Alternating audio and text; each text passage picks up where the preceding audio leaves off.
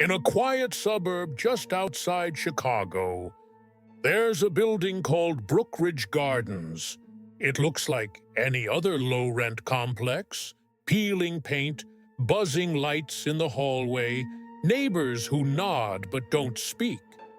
But in the fall of 2017, this building became the center of one of the strangest missing persons cases in Illinois history.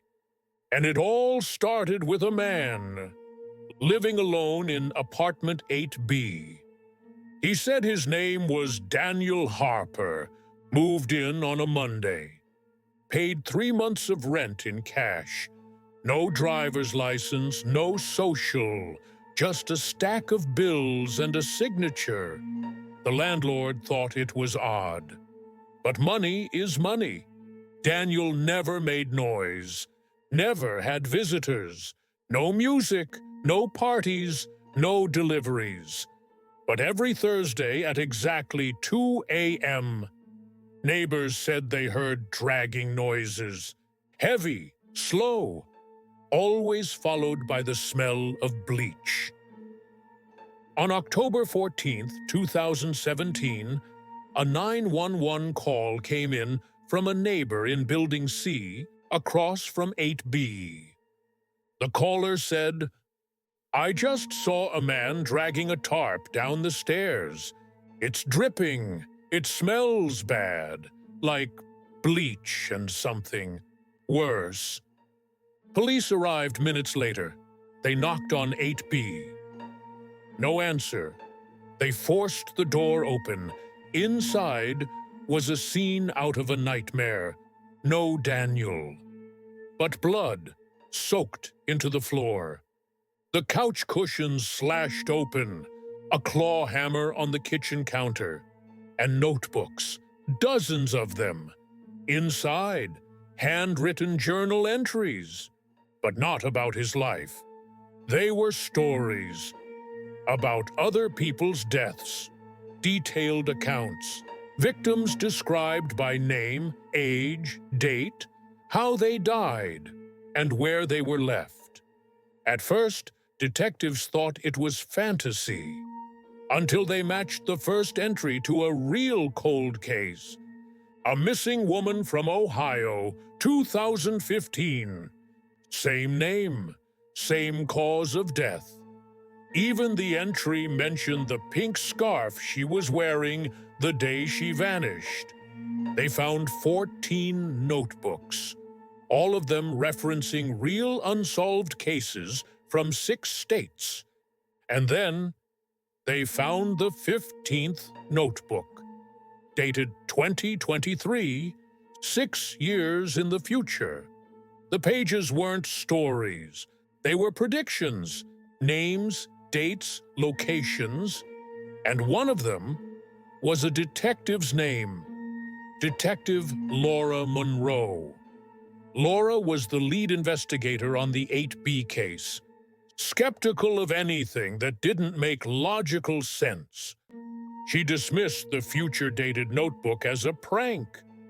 Maybe the killer was mocking them. Until she flipped to the last page. There, in block letters, Laura, 12th floor, January snow. That's all it said. Problem was, the Brookridge building only had 11 floors. Over the next 2 months, the case stalled. Daniel Harper, if that was his real name, had disappeared. Interpol, FBI, nothing. The cameras at Brookridge had been disabled the day he vanished. No prints, no leads. Then, on January 9th, 2018, Detective Monroe walked into the precinct at 7:52 a.m. Security footage showed her entering, never leaving. By 3 p.m., she was reported missing. 2 days later, a package arrived at the precinct. No return address, no stamps. Inside, a new notebook. Same handwriting. Just one line. You were always looking down, Laura. Should have looked up.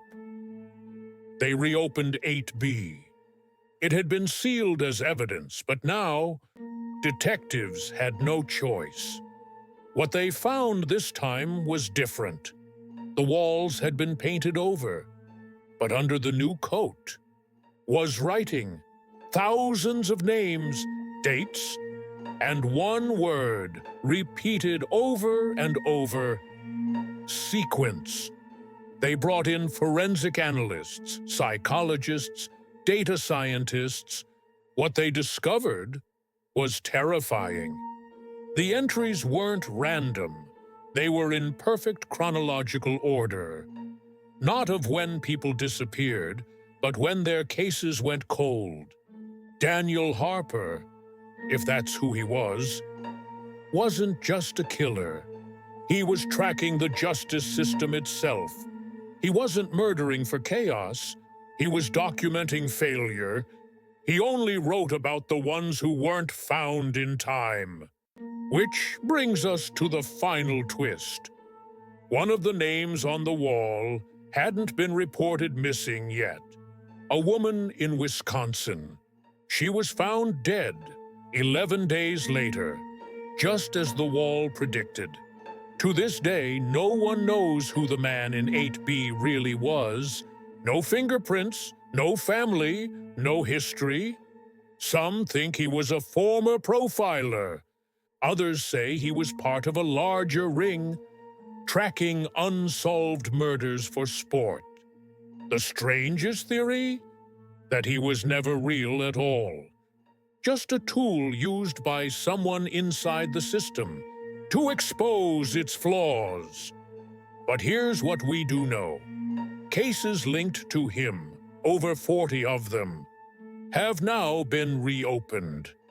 And they're all being re-examined. Maybe he was a killer, maybe a messenger, or maybe just someone who kept better records than the justice system ever did.